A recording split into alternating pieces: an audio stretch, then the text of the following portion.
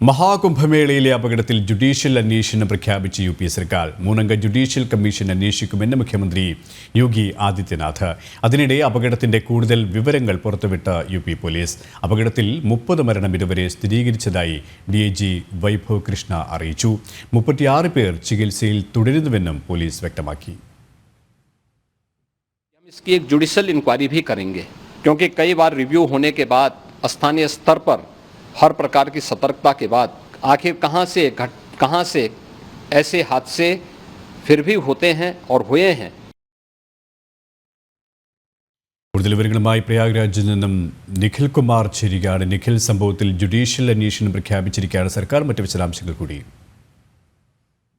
3-അംഗ judicial കമ്മീഷനെ ഇതിനുവേണ്ടി UP.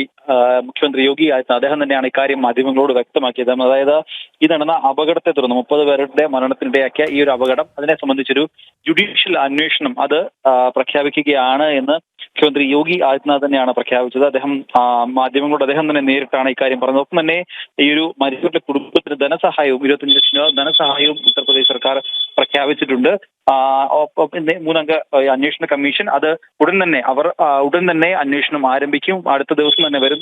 അടുത്ത മണിക്കൂറുകളിൽ തന്നെ അന്വേഷണ കമ്മീഷൻ സംഭവസ്ഥലം അടക്കം സന്ദർശിക്കും. ഒരു തെളിവെടുപ്പ് അടക്കം നടത്തും എന്നും യോഗി വ്യക്തമാക്കിയിട്ടുണ്ട്. ഒപ്പം തന്നെ ഉത്തർപ്രദേശ് ചീഫ് സെക്രട്ടറിയും ഒപ്പം തന്നെ പോലീസ് മേധാവിയും അവിടെയുണ്ട്. സ്ഥിതിഗതികൾ ഇപ്പോൾ നിയന്ത്രണ വിധേയമാണ് എന്ന് യോഗി ആദിത്യനാഥ് വ്യക്തമാക്കുന്നുണ്ട്. ഒപ്പം തന്നെ ഈ ഒരു സംഭവം അത് പുലർച്ചെ 2 മണിയോടുകൂടിയാണ് നടന്നതെന്ന് പോലീസും വ്യക്തമാക്കുന്നുണ്ട്. നേരത്തെ DIG തന്നെ മാധ്യമങ്ങളെ കണ്ട് ഇത്തരം പറഞ്ഞിരുന്നു. 30 മരണം സ്ഥിരീകരിച്ച DIG തന്നെയാണ് മാധ്യമങ്ങളോട് പറഞ്ഞത്. അതായത് ആകെ 90 പേരെ ഈ ഒരു ആശുപത്രിയിലേക്ക് അപകടത്തിന് തൊട്ടു പിന്നാലെ 90ഓളം പേരെ ആശുപത്രിയിലേക്ക് എത്തിച്ചിരുന്നു.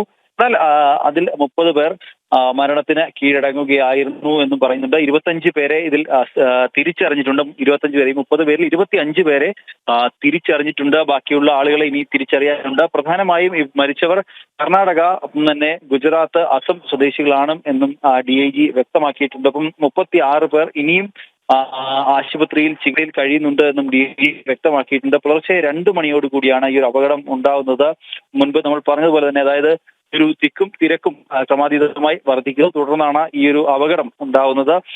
ഈ ഒരു പുലർച്ചെ 2 മണിയോടുകൂടി സ്നാനം നടത്തുന്നതിന് വേണ്ടി എത്തിയ ആളുകൾ ഈ തിരക്ക് ക്രമാതീതമായി വർദ്ധിച്ചു. അങ്ങനെയാണ് ഈ ഒരു അപകടം ഉണ്ടായതെന്നാണ് പോലീസിന് നിലവിൽ പ്രാഥമികമായ വിലയിരുത്തൽ. KP നിഖിൽ കുമാറാണ് പ്രയാഗ്രാജിൽ നിന്നും വിവരങ്ങൾ നൽകിയത്.